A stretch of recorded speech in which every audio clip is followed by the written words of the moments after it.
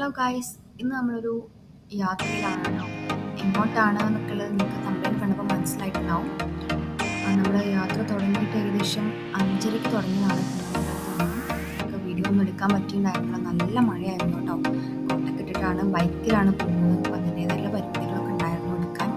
ഏകദേശം മഴയൊന്ന് കുറഞ്ഞപ്പോഴാണ് vlog start ചെയ്തത്. അങ്ങനെ കൽപ്പറ്റെത്തിയപ്പോഴാണ് നമ്മൾ ബ്രേക്ക്ഫാസ്റ്റ് കഴിക്കുന്നത്. ഞാൻ നെയ്റോസ്റ്റും മസാല ദോശയാണ് വാങ്ങിച്ചിട്ടുണ്ടായിരുന്നത്.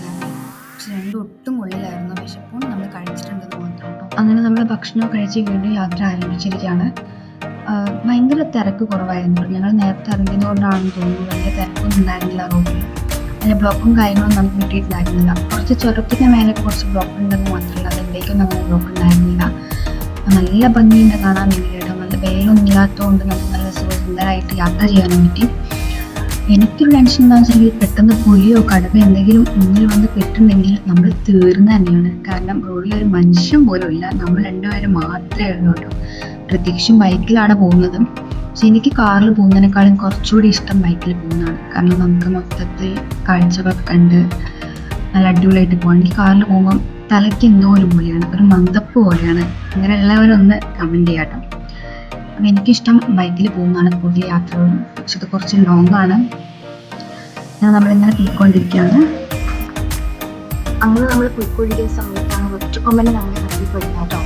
ഇവിടെ ഒന്നും സൈഡിലൊന്നും വണ്ടി പാർക്ക് ചെയ്യാൻ പാടില്ല. 10,000 രൂപയെങ്ങാനും ഫൈൻ കൊടുക്കണം കേട്ടോ. നമ്മളിവിടെ പാർക്കൊന്നും ചെയ്തിട്ടില്ല. ജസ്റ്റ് സ്ലോ ആക്കി ജസ്റ്റ് അതിന് കണ്ടു. അത് കഴിഞ്ഞ് നമ്മൾ പെട്ടെന്ന് അവിടെ പോയിട്ടുണ്ട് കേട്ടോ. അങ്ങനെ നമ്മൾ യാത്ര തുടർന്നുകൊണ്ടിരിക്കുകയാണ്.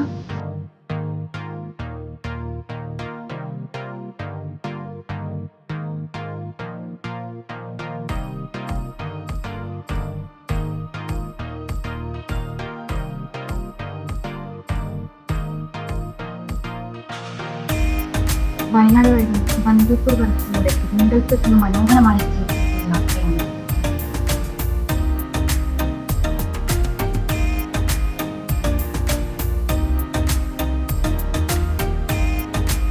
അങ്ങനെ നമ്മൾ ചെക്ക് പോസ്റ്റ് കഴിഞ്ഞ് ഗുണ്ടൽപേട്ടിലേക്ക് പ്രവേശിച്ചിരിക്കുകയാണ്.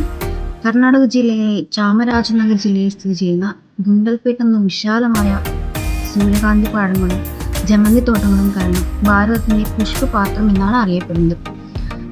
നമുക്ക് കണ്ണുകൊണ്ട് കാണുന്ന ആ ഭംഗി എന്തായാലും വീഡിയോയിൽ കിട്ടില്ല കേട്ടോ. നേരിട്ട് കാണാൻ അടിപൊളിയായിരുന്നു. മൊത്തത്തിൽ ഒരുപാട് സ്ഥലത്ത് നമുക്ക് ഇതുപോലെ ചിട്ടികൂവ കാണാൻ വേണ്ടി പറ്റും.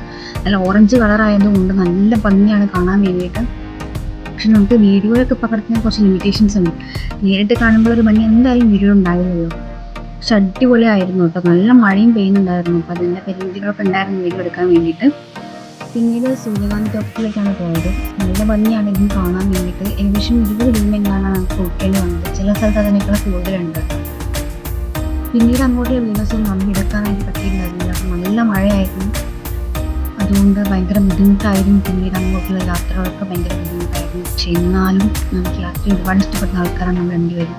അതുകൊണ്ട് അതൊന്നും വലിയ ബുദ്ധിമുട്ടായിട്ടൊന്നും നമുക്ക് ഫീൽ ചെയ്തില്ല. പിന്നെ യാത്രകൾ എപ്പോഴും നമുക്ക് മനോഹരമാണ്. ഓരോ യാത്രകളും ഓരോ ഓർമ്മകളാണ്.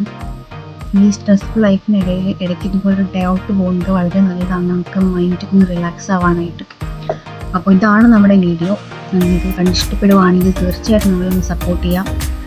ഒന്ന് സബ്സ്ക്രൈബ് ചെയ്തേക്കാം കേട്ടോ. Okay, thank you for watching.